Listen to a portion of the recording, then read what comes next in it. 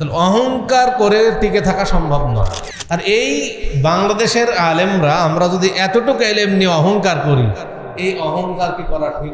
আজকে এক আলেম আরেক আলেমকে গ্রহণ করতে পারে না তাদের এলমের অহংকারের কারণে।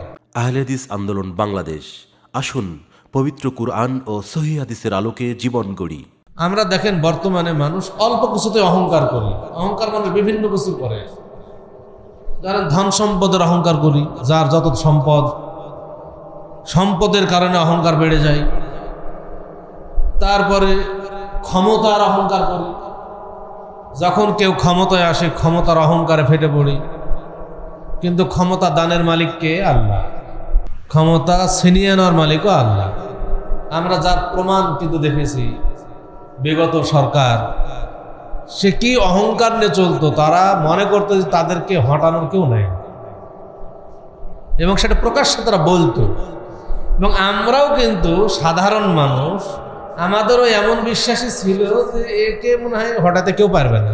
তাহলে আমরা বলতাম যে সরাসরি যে আল্লাহর কোনো কিছু না আসে, আল্লাহর পক্ষ থেকে তার উপরে কোনো গজব না নামে আসে, তাহলে একে হটাতে পারবে না।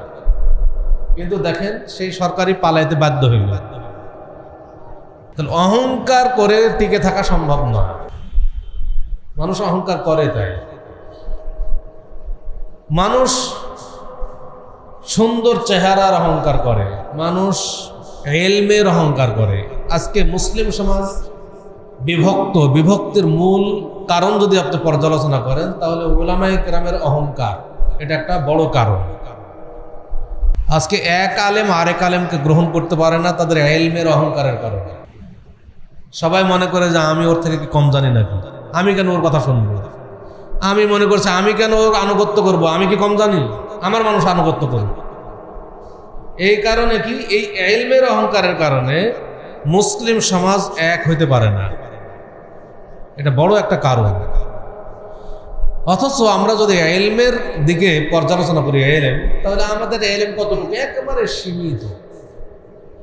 আমরা কিন্তু একেবারে ক্ষুদ্র সীমিত জ্ঞানের অধিকারী। আমরা দেখেছি, আমি যখন মদিনা ইউনিভার্সিটিতে পড়তাম, দেখেছি ওলামায়ে কেরাম কত এলমের অধিকারী হতে পারে। এখনো একজন আলেম বেঁচে আছেন যিনি আমার উস্তাদ, আব্দুল মুহসিন আল আব্বাদ হাফিজাহুল্লাহ।